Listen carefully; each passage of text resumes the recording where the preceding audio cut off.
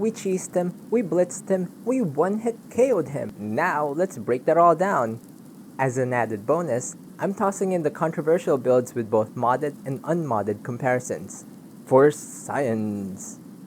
With that being said, let's jump straight in. First of all, we're using Lulu, who's our level 51 character for our tests. We maxed out the skills and perks that each build needs, starting with shared perks that benefit more than one of the builds. Perks like Sneak. We're using Backstab, that's 6 times damage with one-handed. Deadly Aim for 3 times damage with bows. And finally, Assassin's Blade with 15 times normal damage with daggers. Next, one-handed. Maxed Armsman for double damage. Dual Flurry for 35% attack speed. Dual Savagery for 50% damage bonus on dual power attacks. Bladesman, 20% crit chance with swords. And finally, Savage Strike for 25% standing power attacks. Optionally is Crit Charge. It's great for opening the fight. Finally, Alteration. Yep, you heard me right. We're taking Magic Resistance and Atronach. That's all for shared perks. Next, Archery. We're only going to need Overdraw for double damage and Critical Shot for 20% crit chance to inflict 50% crit damage. Next, Conjuration. If you're going down this tree, I'm assuming you're fully committed to just summoning, in which case you probably already maxed this skill. The next set of perks is for the Shield Maiden build, starting out with Heavy Armor. Just max out the entire right side, it's for survivability anyways. Next is Block. Just 4 things here: max out Shield Wall, Power Bash, Deadly Bash, and Elemental Protection. Next, Restoration. We go with Respite to heal and restore stamina, Regeneration, and Avoid Death for safety. That's it for the perks. For gear, no enchants or smithing, just vanilla. As you can see, all the armor we're using have nothing on them, except for the Thieves Guild armor, but those are just bonuses to things like pickpocketing. Weapons, same thing, all vanilla.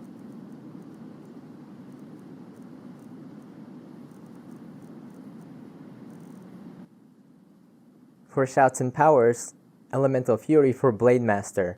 We're using all 3 words, which translates to 100% attack speed, hence why I call this the lawnmower. Next up, Marked for Death. Oh, this is so broken. This is basically armor break with health loss. What makes this thing so broken? All 3 words remove 75 armor points. And it stacks. Dragon Aspect. This shout is broken. To explain, I'm going to quote the wiki here. When Dragon Aspect is active with all 3 words of power, the Dragonborn is enveloped in an ethereal set of dragon armor for a short time, along with a huge bonus to power attacks, a massive armor rating increase, increased fire resistance and frost resistance, more powerful shouts, and a decrease in shout recharge time. With every word of power obtained, these effects rise greatly. In short, it's broken. There's so much more to this shout that makes it ridiculous, but if you're curious, I'm going to put a link to the wiki in the description.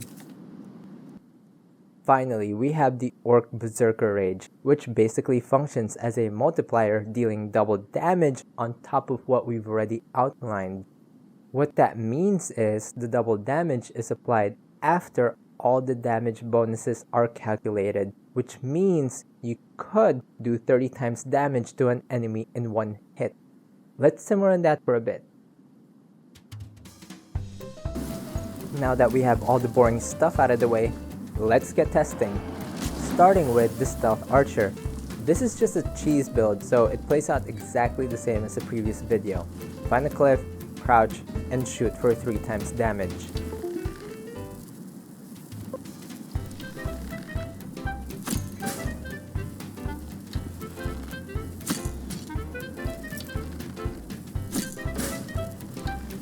A few moments later.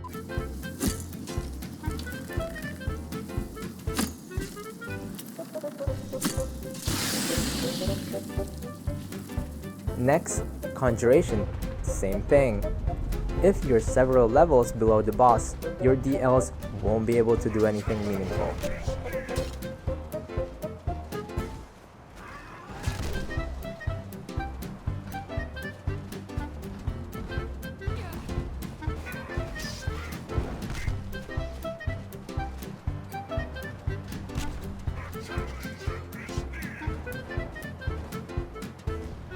Now with the Shield Maiden build, I tried this again. This time I used Mark for Death Shout. It takes a while and he does get a few good hits in. But the sustain and the armor break makes it possible to kill him.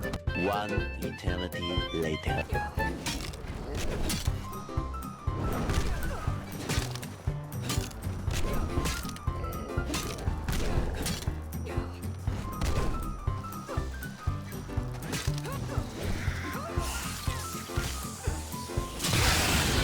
The last two are controversial because apparently mods equals cheats, but I'll let the footage make that determination. First up, the Blademaster. For the uninitiated with mods, I'm actually running a mod that makes everything harder in game, and this mod gives enemies more HP.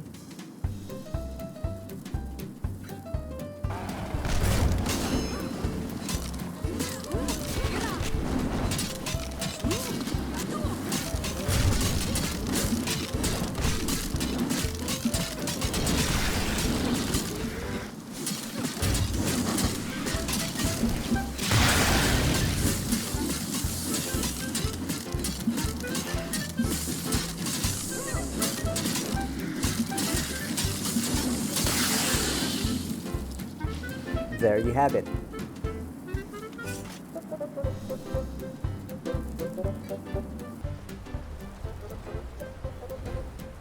Now, unless you're cheesing, stealth doesn't work with this boss.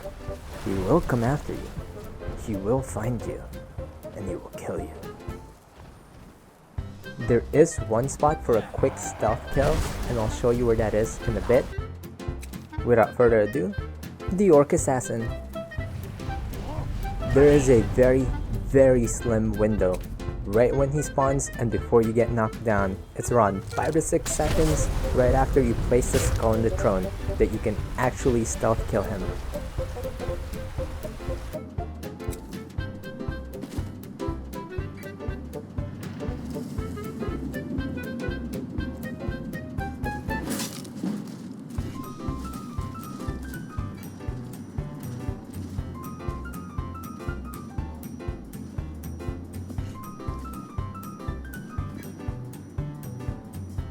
But if that's too difficult to pull off, try this next one.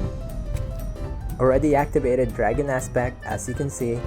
Now we're activating Berserker Rage, and it's time to disappear. Just gonna move away from him, then get into position.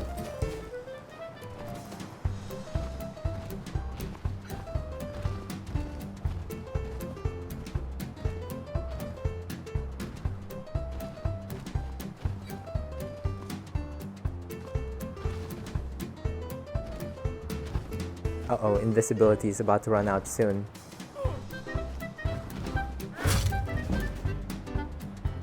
And that wraps up this video. If you'd like to see more of this content, hit that like button, subscribe, and turn on notifications. Thanks for watching all the way to the end. You've been awesome.